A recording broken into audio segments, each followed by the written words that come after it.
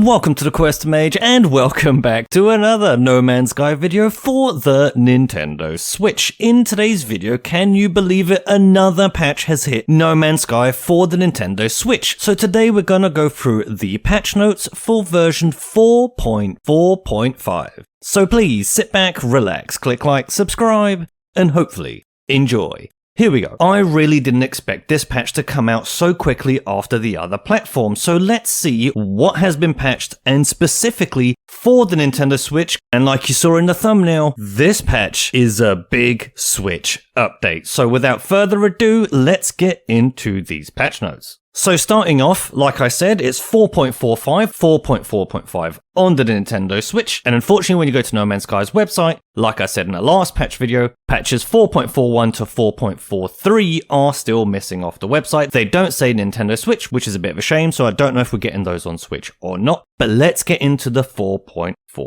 update. So here we are, as it says, September 18th is when it came out for the other platforms, and again, we got it a few days later for the Switch. First, fixed a very rare issue that caused a Leap in the Dark mission to fail to advance after opening the portal. That's very good. Anything to do with missions, it should just work. Good thing to fix. Next is fixed a rare issue that could prevent the Artemis path from correctly starting up after converting a save from expedition mode. Now, I didn't have this problem, but if you did, good to know that's fixed, and hopefully in the future, this will no longer be an issue, especially when we're doing expeditions. To start an expedition, you start a new save, and then you might actually become attached to that save file and you want to convert it into a normal save, so there shouldn't be any issues. Hopefully, that has now been fixed. Fixed a rare issue where the story catalog for Under a Rebel Star would not display the final entry. Again, another good fix. All these missions absolutely need to work at all times. The rewards given for the autophage when practicing language skills have been improved. Well, that's interesting, so I wonder what rewards they've actually added into the loot table of the autophage rewards.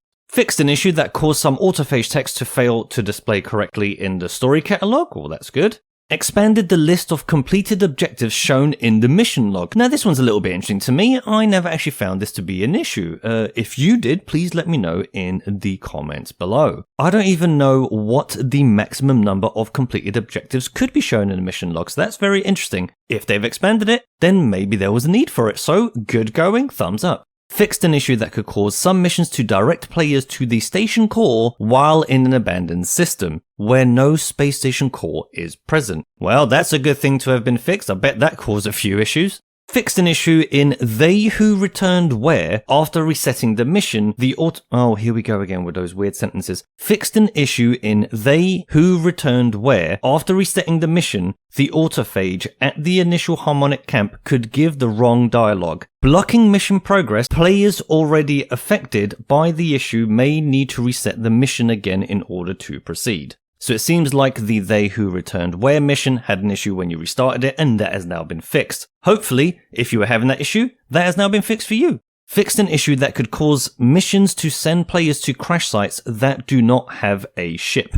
Thank you for fixing this. This was very annoying when playing No Man's Sky. I'm really glad to see that's been fixed. I can't wait to test that out, and hopefully every time you now go to a crash site, a ship will be waiting there for you. Very annoying when you're on dissonant planets and those ships weren't there. So again, hopefully all been fixed now. Fixed an issue that allowed players to destroy cargo pods and turrets on their own freighter. Again, these freighters were giving quite a few issues. Good to see more fixes. The Outlaw faction milestone has had a name update, which is really good. The behavior of small AI fighters around large vessels has been improved. I would love to have a little bit more elaboration on this from Hello Games. What does this mean? What type of behavior are they talking about here? It would be really interesting to know, but unfortunately that is not present in these patch notes. Fixed an issue that allowed players to destroy salvageable scrap while their inventory was full and thus not receive the scrap. So that's another good thing. If you are someone that had this issue, hopefully that's an issue of the past and now you can just collect all that scrap.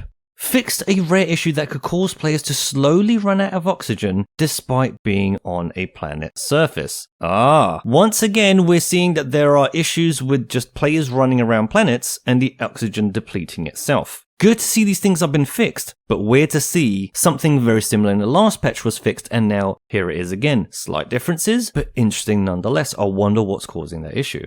Fixed an issue which caused the ship inventory to be out of range. Now, I think I had this all the time in No Man's Sky on Nintendo Switch, and I just thought they changed it. So I can't wait to jump in and see if the transporter now works properly, at least in my mind. How far was too far? Very interested to see how that works now. Fixed an issue that was preventing all creatures from pooping.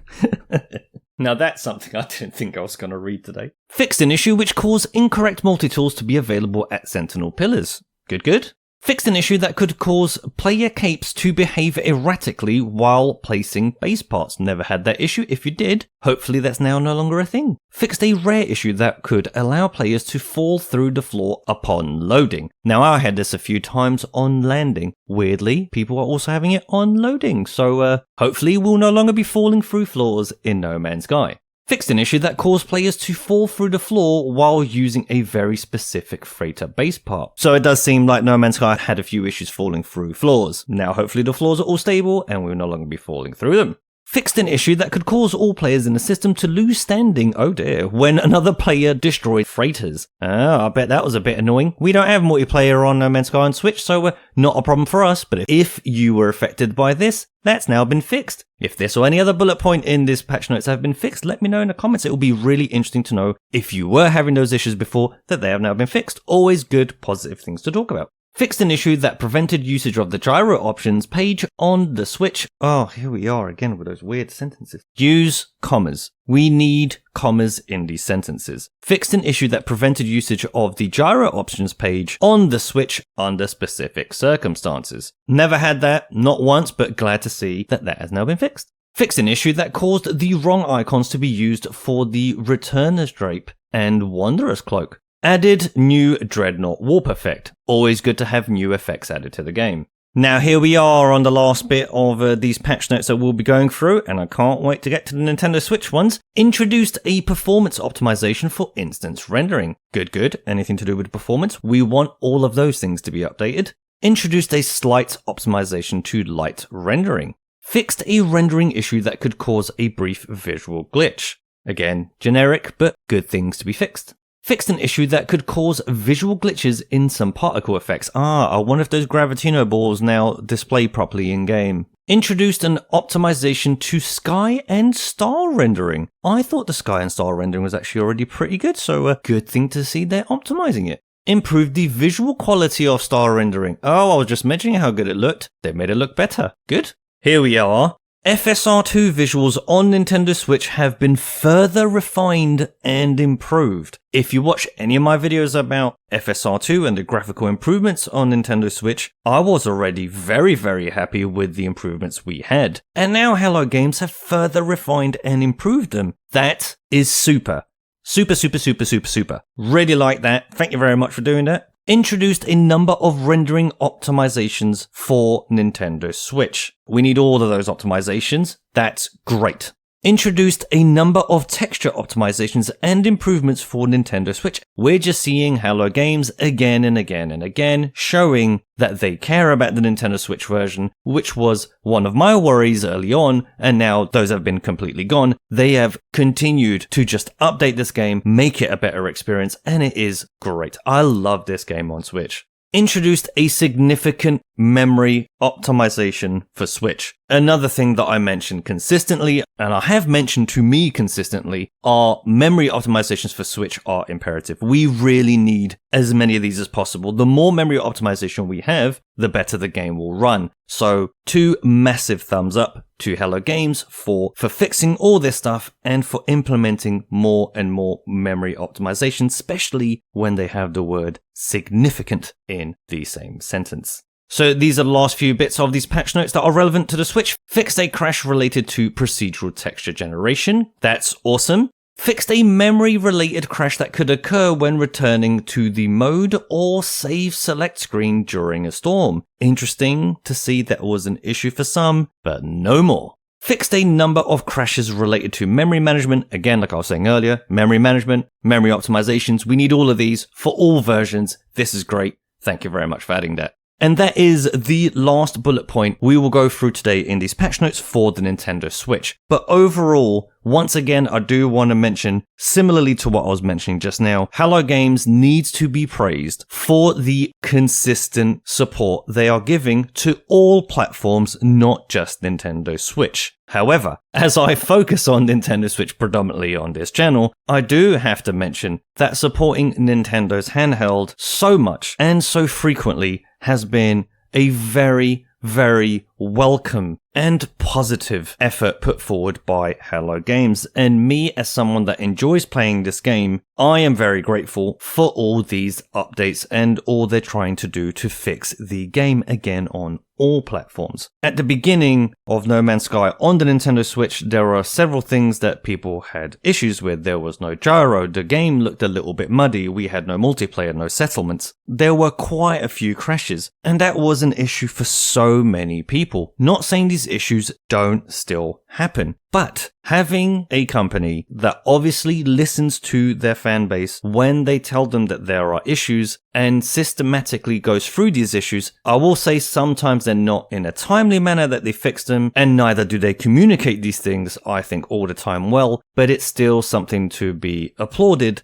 that Hello Games has gone through the Switch version, added in a ton of content. They've kept the expeditions going for Switch, which I was worried that they wouldn't, but they did. And more they're showing with stuff like FSR, more improvements to the Switch, and more functionality. So we've got gyro, we now have capes. Hopefully one day we will get either multiplayer or settlements in the game. I don't think we will get multiplayer, but we might get some form of local maybe. That's just me thinking about it. I don't know if we will get it. I see a lot of people that are disappointed in No Man's Sky on Nintendo Switch, which is a shame, and all the issues, I really want those fixed. The freighter crashes are the ones I just keep on mentioning again and again and again. Hopefully these have now been fixed. I saw a few people over the weekend saying that their issues with freighter crashes are gone. Hopefully that's the same for all of you. Please let me know down in the comments, how are you finding the new 4.45 patch? Is it working better for you? Does the game look better? Does it not look better? Please let me know down in the comments. I am super interested in knowing what your experiences with No Man's Sky on Nintendo Switch are with this new patch.